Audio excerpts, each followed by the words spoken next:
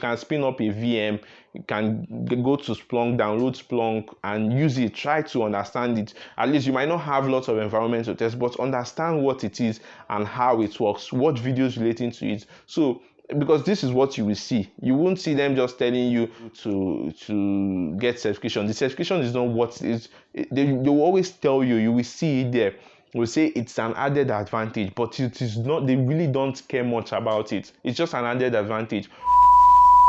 You need to stop writing cybersecurity certifications. So this is going to those that are beginners or those that have probably gotten an entry role job in cybersecurity and are hoping to write 1 or 2 certifications. I'm sure you will find this video very useful.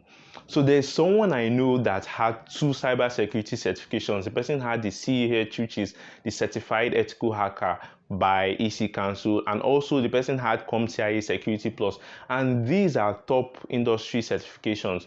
But he still didn't get a job until last year, and this is after 2 years of writing, 2.5 years of writing those particular certification exams. So this video is not to scare you at all. If you're someone that has already written few certification exams, that is fine, or if you've gotten those certifications, or you are someone that is probably still studying to get one of those certifications, I'm sure you really find this video useful.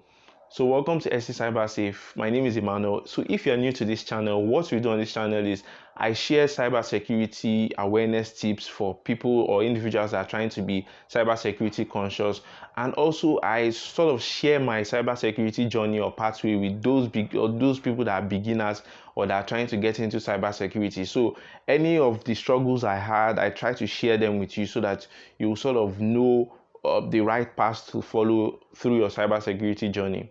Also, you need to consider subscribing to this channel. Click on the subscribe button and don't forget to turn on that notification bell so that whenever I upload a new content, you will be notified about the content. And I will be having some interview with some cybersecurity professionals just to share their experience with you so that you can gather every experience you need. If you're someone that is getting started, or someone that wants to transition, or someone that is already inside cybersecurity but you're sort of confused, like, is this really for me? Is this the path of cybersecurity I'm supposed to be taking? So I'm sure you would get a lot of value from this channel. So without wasting more time, let's dive right into the topic of today. So there's a reason I decided to share this video. I was lost when I got into the field of cybersecurity. Sometimes I still feel like I'm lost, and this is because of the background I had. I had a very bad background, not educational background, but in terms of cybersecurity, the way I started, I didn't have anybody to tell me anything. I started 3 years ago or 4 years ago when cybersecurity was sort of new in Nigeria. So I had no guide at all. I had no guide when getting started. So I want you to know something. Cybersecurity is not software development. Sorry, I'm not trying to shade software development. I'm not trying to say it's not relevant. Of course, you know it's a relevant career, a relevant field. But for a field or for a career path like software development, you sort of know the pathway. You know what you must know to get started. You know what you must do to get started. You know where you would most likely work if you eventually master or jump into the field of software development. So there is basically one way. There's a one-way journey for getting started into software development and some of these other IT career paths that are there. But this is not the same with cybersecurity, because when I first started, I thought cybersecurity was all about hacking. I'm sure most of you have that idea in mind that, oh, I want to hack this, I want to hack that. And that was the only thing I knew. That was what I knew. So I was hearing things about certified ethical hacking because that was the most popular certification course at that time. It was the top cybersecurity certification before CompTIA started coming out and they started doing a lot of marketing for their Security Plus exam. So just like ISC Square is doing for their certified in cybersecurity. So I probably would have taken the certified ethical hacker exam. Because that time that was what I was studying. I was trying to hack this. I was trying to crack passwords and do all those things that a hacker is supposed to know. I might most likely have passed or failed that exam. It was a 50-50 thing, but I think I would have failed it. I sort of feel like I would have failed it because it just wasn't my thing. No matter how hard I tried to do some things in the ethical hacking or the penetration testing path, it was not my thing. I wasn't feeling it. I felt like this is not what I want to do. So I will explain why I said that later. So I didn't have money to take the CH exam, certification exam. So I stuck with my Udemy course completion certificates. And most people that are getting started are like, oh, I think I should probably write CompTIA Security Plus or ISC Square cyber certified in cybersecurity to get a job and to stand out. I should probably even take CH. It would be good for me. You are not wrong, actually. It's a good thing. If you have this in mind, it's probably not wrong to write those certifications, but it's also not right. So it's almost like a 50-50 thing, and I'll tell you why. So I've seen people struggle with it. Some people have written these certifications and they failed severally, and reasons why most people might fail those certification exam after they end up taking it is because some people did not just prepare well. They were in a hurry just to get the certificate and put it on their LinkedIn or somewhere there. Oh, I'm certified in this particular certification, this particular cyber. I've gotten this particular cybersecurity certification. That's just what they want to do. So, and the second reason why most people might fail such exams is because it is just not the certification for you. Trust me, there are some certifications that are not for you because, like I said, cybersecurity is not just one way. There are different pathways, and if it's not what you're passionate about, you see yourself failing it. Even if you cram to pass those certification exams, you end up not finding it useful. It won't help you secure a job. If you don't know, there are people without these cybersecurity certifications that have gotten a job. My first job I was an intern in networks and security. I didn't have a cybersecurity certification. The third reason why most people fail this is because they have no guidance. So there's nobody to guide them to say, okay, this is what you should do, this is what you shouldn't do. And that is what I am going to tell you in this video. So don't get me wrong. I'm sure by now you are confused. Should I write this exam, or should I write this certification exam, or should I not write it? Well, the simple answer is write it, but not after you've made a certain decision. So I'm sure by now you know that cybersecurity has different pathways, different rules. So there are three main pathways in cybersecurity. There are those in the red team, there are those in the blue team, there are those in the information security, or they call them GRC most times. Okay, so you have to be able to figure out which part of cybersecurity am I good at? Which part of cybersecurity can I survive in? So it's all about survival. You don't just get into cybersecurity because it's the popular IT course you're hearing, or because people are just advertising it now to make money in trainings and stuff. You don't go into cybersecurity because of that. You need to know what drives you, and then that will help you make the decision on what role or path in cybersecurity you're supposed to follow. Now, let me explain some of these pathways to you and how to identify which of them fits you. So it wasn't after I had made some of these mistakes that I wasted a lot of time and money that I knew I wasn't good at certain things, especially the offensive part of cybersecurity, in terms of maybe bug bounty and all those stuff. But in order to successfully navigate the cybersecurity field, you need to know which one fits you best. I know there are people that break into cybersecurity field without computer science degree. Some come from law. I would immediately advise those that maybe if you come from maybe a place like law, you did law in your first degree, or you did post science or something like that, you might see yourself enjoying the GRC part of cybersecurity. So you might not be comfortable going into the offensive part of cybersecurity. Okay, so you can see what I'm talking about based on your background, based on the things you like. I will give you my own experience. I'll tell you which path I decided to follow. So based on those experiences, or based on your previous knowledge, it can help you choose the path where you want to choose. Okay, so those that also love to be in managerial roles, those that love creating policies, those that love following strict rules and policies and all those things, you should also consider GRC, because that is basically what they do. Okay, so if you don't have any experience in coding, or probably not interested in learning it, then you should also consider GRC. That's the governance, risk, and compliance. Sorry, I didn't say the meaning, but I assume some people would know what it means. So GRC is the governance, risk, and compliance. They basically look at are people in the organization complying to the cybersecurity rules, the policies that have been set, the security policies that have been set. What can we do to enforce these things? What are the risks? What are the impacts that the organization might face? So these are some of the things someone in GRC will do. So they don't really do any technical stuff, major technical stuff in cybersecurity. So if you've made up your mind that you want to go through the GRC part of cybersecurity, then you wouldn't need to write CEH. Okay, you wouldn't really need to write CEH. You immediately know a direct certification pathway you would follow from the beginner certification to the intermediate to the advanced. So you see yourself taking certifications like Sec Plus. You see yourself taking certifications like CISM, that's CISM, and then you see yourself taking certifications like CRISC, as CRISC. You see yourself taking certifications like CISSP, ISO certifications, or ISO lead implementer certifications. So things like that, certifications that are in your own domain. You wouldn't just be taking random certifications because people are taking it, or because it's popular, or because you think you need it. Okay, so you would, once you've decided this is a part of cybersecurity I want to go into, then that will now guide your pathway into knowing the cybersecurity certifications to write. Sometimes it's even after you've gotten a job that you now say, okay, based on the role I do, me taking this certification exam will help me become better in my role.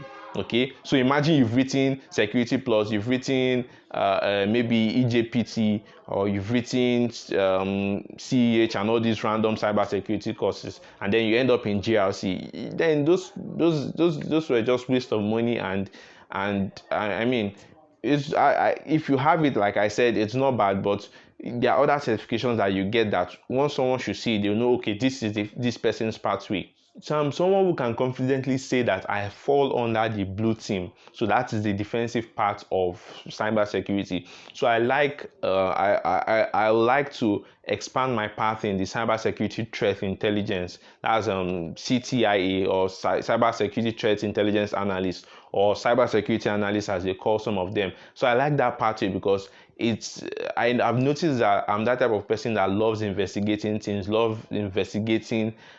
maybe scams, hacks. How did this happen? How can this be prevented? What are the different threats that this organization will face? What are the threats this individual will face? How can we detect it? How can we prevent it? So some of those things. And then there are different roles in the blue team. So there are a lot of different. There's cybersecurity analyst, incident responder or response. There's the SOC analyst. So there are different roles under the blue team. So it's based on what you like. So I know I'm that type of person that loves investigating stuff, loves seeing how did this happen. And so I love social engineering a lot. Because I just sort of find it fascinating how they could social engineer a staff in a company and then get them to drop sensitive information. So I try to investigate phishing attacks.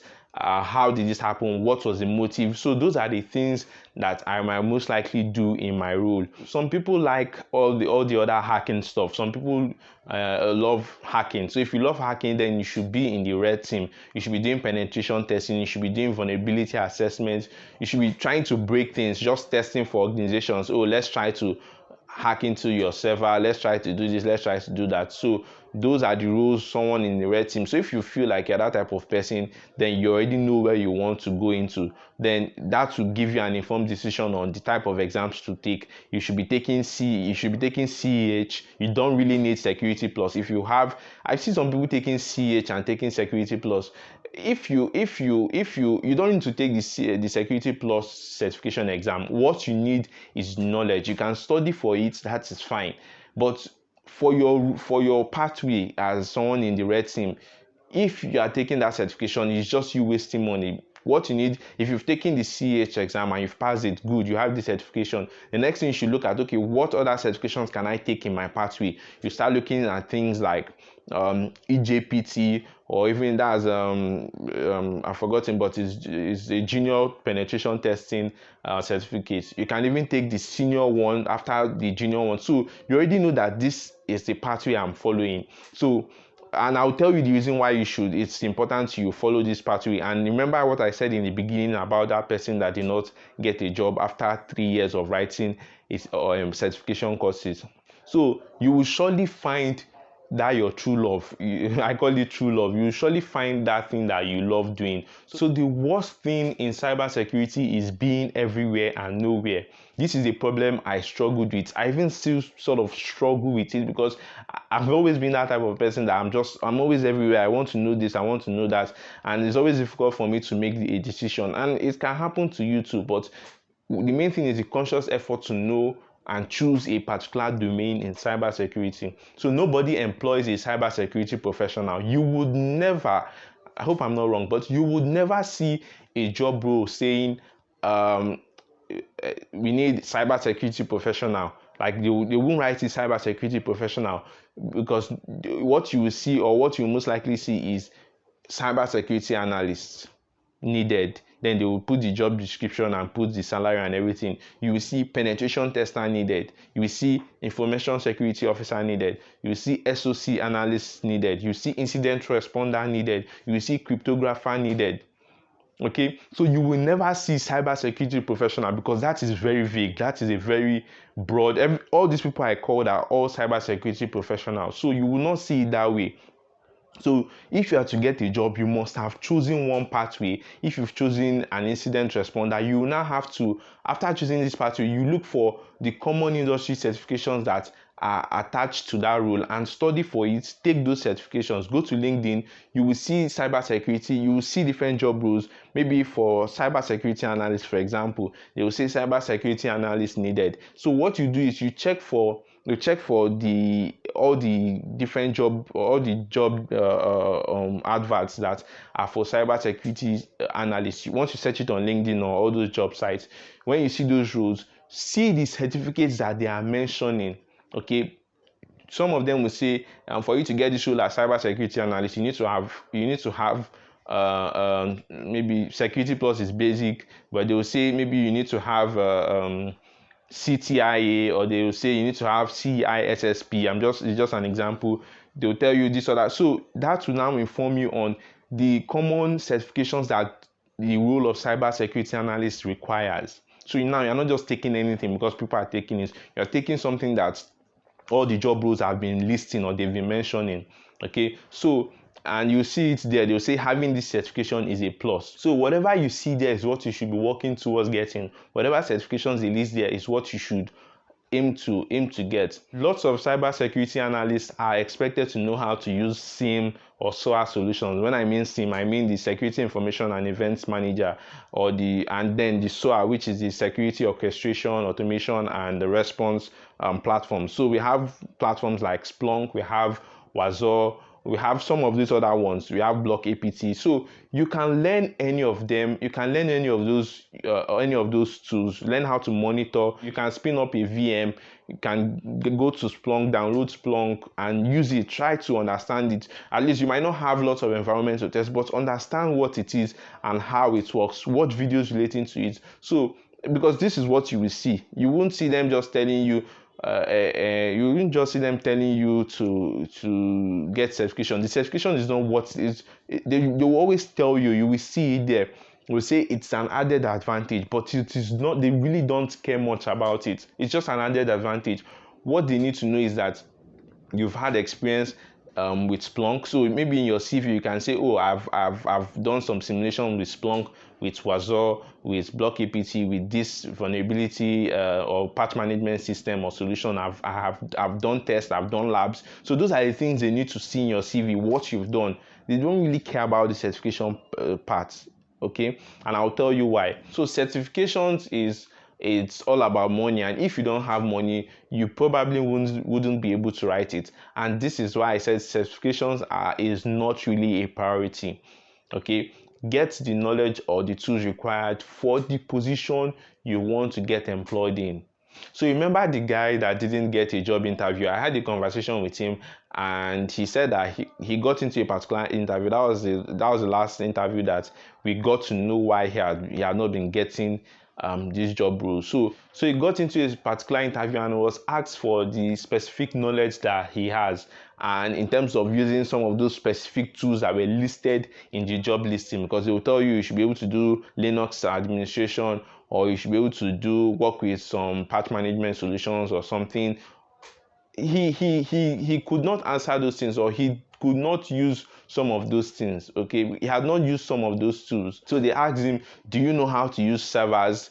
Do you know how to use virtualization? Do you know how to use Linux? Have you ever explored using any CM before, or any firewall? And his answer was no. But this person just wrote the CompTIA Security Plus. He just wrote the certified ethical hacking and passed. Perhaps the person just memorized it. Some people are good at memorizing, but that is all. And the person thought he was going to get a job with those, but they proved him wrong. So the other person that even got the job role did not really have any certification, but the reason the person was taken ahead of him was because the person knew all some of these other things. The person had studied, and the person knew what he was going for. So I know this video was probably long. I don't just know how to keep things short, but I hope I was able to communicate my message.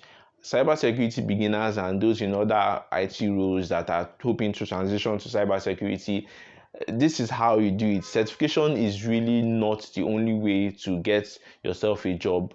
Okay, so you need to watch out for my interview series that will be coming up, where I will have cybersecurity professionals from the different parts of cybersecurity to tell you, okay, this is what I do in my daily life, and this is knowledge I have. This is knowledge I expected to have if you want to come to my role, or if you want to do this role that I'm doing. So these are the things we'll be sharing in the upcoming series, and I'm sure you wouldn't want to miss it as someone that is a beginner. If you're an expert also, or someone that is also working in cybersecurity, and you want to share your knowledge with beginners, because we need it in Nigeria. We need people that will help beginners not to get lost, or go into a different, or do something wrong. So if you want, you can reach out, then we'll have that interview. And I don't know, I hope this video was clear enough. If you're a professional and you feel like you need to add to some of the things I said, go ahead and leave it in the comments. I'm sure that people that will find some of those your experiences very useful. So don't forget to like this video and subscribe. Share this video to everyone that is interested in cybersecurity related stuff. And there's a video I want you to watch here. We talked about why cybersecurity will get you frustrated if you don't know what I shared in that video. So I hope you find it useful. I'll see you in my next video. Bye guys.